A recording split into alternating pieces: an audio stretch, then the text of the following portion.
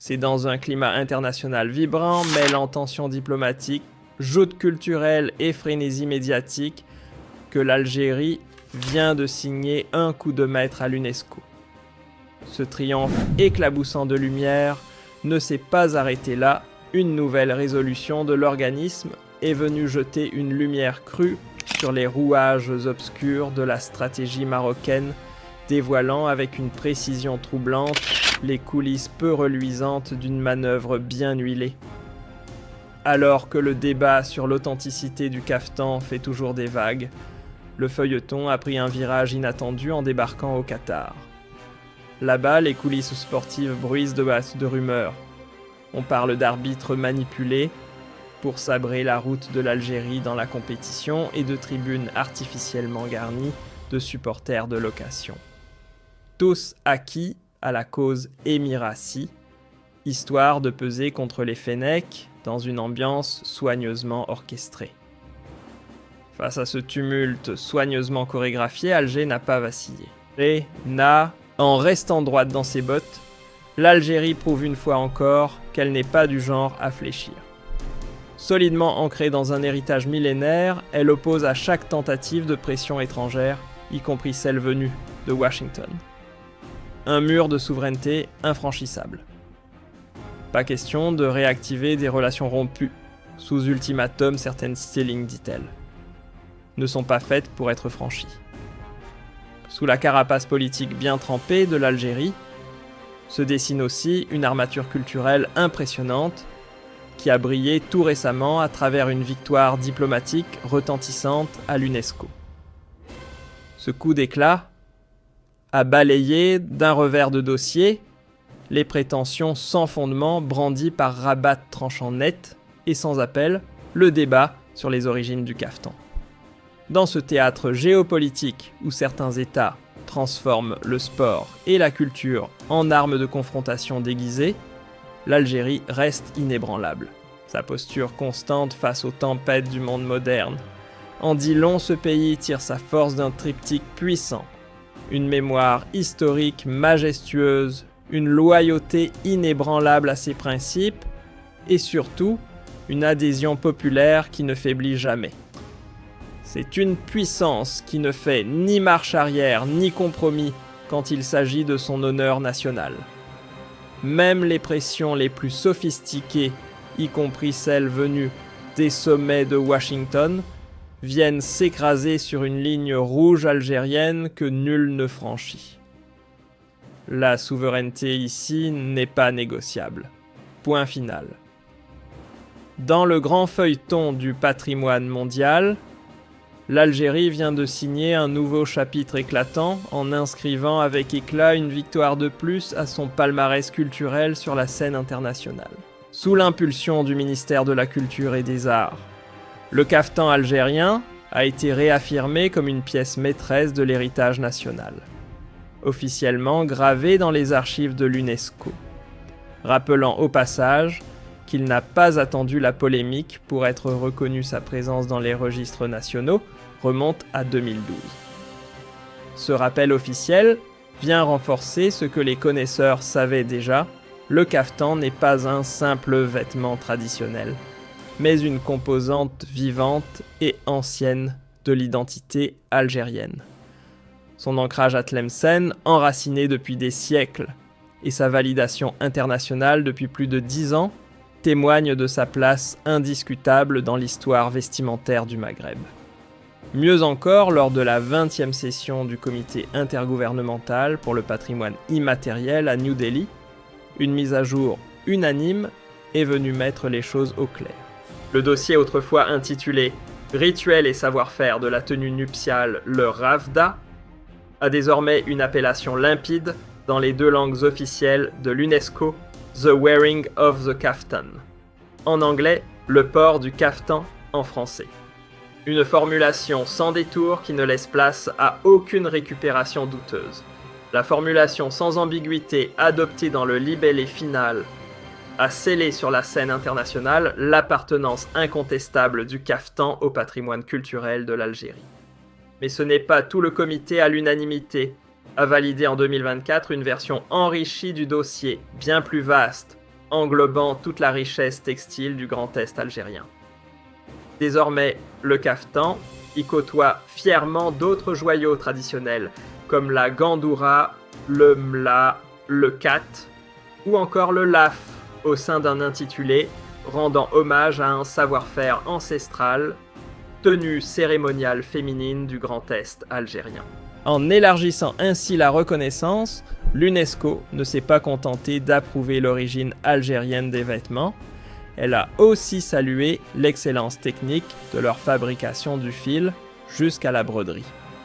Cette démarche rigoureuse, document historique à l'appui, tranche nettement avec celle de Rabat, dont le dossier se limite, selon les mêmes sources onusiennes, à quelques savoir-faire universels comme le point de couture ou le motif brodé. Autant dire, rien qui ne permette de revendiquer un vêtement spécifique. Pas étonnant alors que l'ambassadeur marocain ait accueilli l'annonce avec un enthousiasme pour le moins mesuré. Les observateurs, eux, ont bien compris le sous-texte, faire enregistrer un vêtement enraciné dans une histoire millénaire, ce n'est pas la même chose que faire valider une technique générique sans racines. Et cette nuance, elle n'a échappé à personne. Tandis que l'Algérie célébrait une victoire éclatante dans l'arène culturelle en coulisses, certaines puissances régionales affûtaient leurs armes sur les terrains de football. Au lieu de laisser la Coupe arabe au Qatar suivre son cours sportif, quelques médias émiratis ont préféré en faire une scène de règlement de comptes géopolitique, transformant un simple match entre l'Algérie et les Émirats en affrontement symbolique. Sans surprise, Rabat n'a pas tardé à rejoindre le bal. Fidèle à son rôle de figurant hostile, le régime marocain a volé au secours de ses alliés du Golfe, tentant de souder un axe anti-algérien. Et comme si cela ne suffisait pas, certains commentateurs murmurent qu'un arbitre jordanien aurait été missionné pour orienter le jeu. D'autres encore évoquent des gradins peuplés de fans, recrutés sur catalogue, chargés de surjouer le soutien à l'équipe émiratie pour déstabiliser psychologiquement les Fennecs. Mais au milieu de ces manœuvres cousues de fil blanc, une chose demeure intacte, l'amitié entre les peuples marocains et algériens, enracinée dans une histoire partagée. Ce sont les calculs agressifs du régime de Rabat qui viennent briser toute tentative de rapprochement sincère en imposant un climat artificiel de discorde. Sur le terrain diplomatique, l'Algérie n'a pas fléchi. Après l'expiration de l'ultimatum de 60 jours, lancé par Washington-Alger, a répondu avec la fermeté d'un État souverain. Aucune pression, fût-elle américaine, ne lui dictera de renouer avec un régime qu'elle considère hors jeu. Rien à négocier, point final. En répondant avec autant de clarté que de fermeté, Alger a claqué la porte à toute tentative de supervision diplomatique.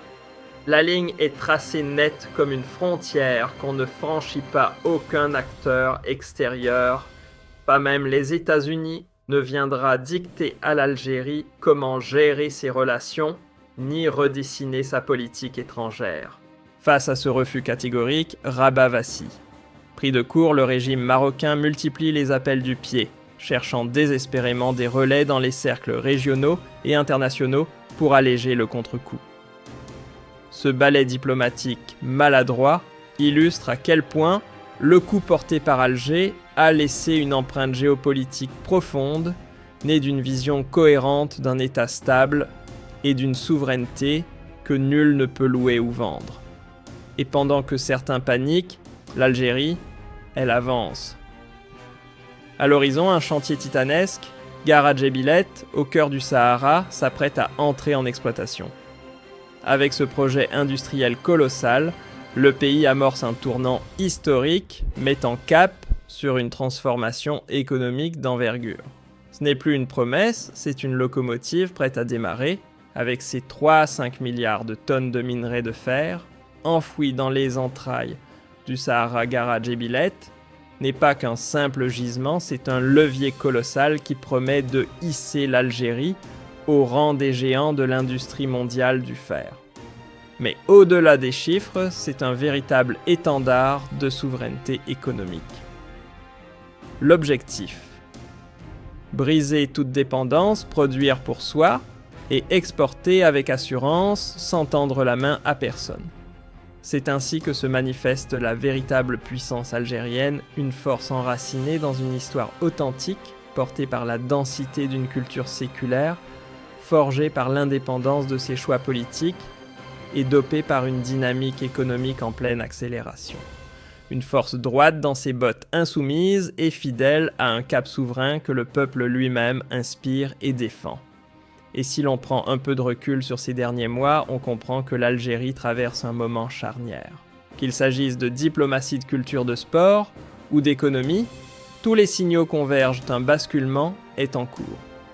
L'épisode de l'UNESCO lui aura été révélateur à plus d'un titre, confirmant l'authenticité du patrimoine algérien, tout en mettant à nu les bricolages identitaires d'adversaires en quête de racines, qu'aucune vérité historique ne pourra jamais leur offrir. Ce n'est pas un exploit tombé du ciel, ni un éclair de chance isolé. Ce triomphe patrimonial est l'aboutissement d'un long chemin, d'une discipline de fer, d'une stratégie mûrement réfléchie. Il incarne une volonté nationale inébranlable, celle de protéger coûte que coûte ce qui constitue l'essence de l'identité algérienne.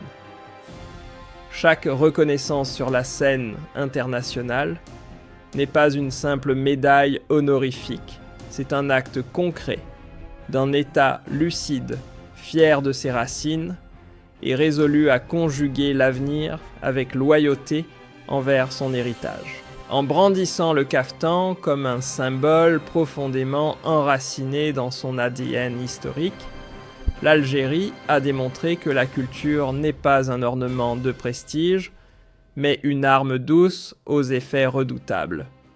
C'est là, dans ce théâtre symbolique, que se jouent des luttes d'influence, des batailles de mémoire, des duels de représentation. Et dans cette arène feutrée mais décisive, la diplomatie culturelle algérienne s'impose comme l'un des socles les plus solides de sa puissance globale, adossée à des preuves tangibles, à la continuité des institutions et à une mémoire historique assumée. Pendant ce temps, en coulisses, certains régimes régionaux s'agitent, multipliant les tentatives détournées pour ralentir l'ascension algérienne. La politisation rampante du sport, les coups de sifflet douteux, les tribunes peuplées de fans télécommandés, tout cela trahit moins une stratégie gagnante qu'un malaise profond. Car derrière ces méthodes périphériques se cache une angoisse réelle, celle de voir l'Algérie occuper une place qu'ils pensaient pouvoir verrouiller à jamais. Ironie du sort, à force de vouloir fragiliser l'édifice algérien, certains régimes finissent par en souligner involontairement la robustesse.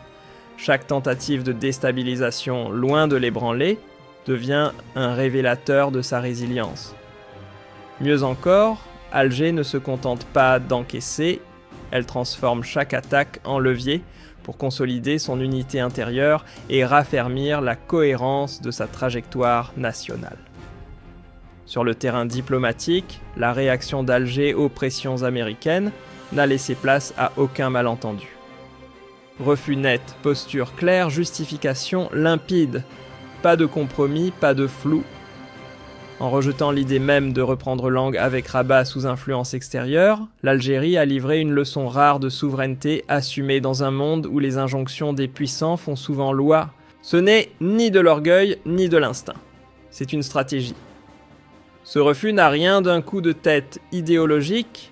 Il s'inscrit dans une vision politique où prime la stabilité nationale, l'équilibre régional et la fidélité à des principes non négociables.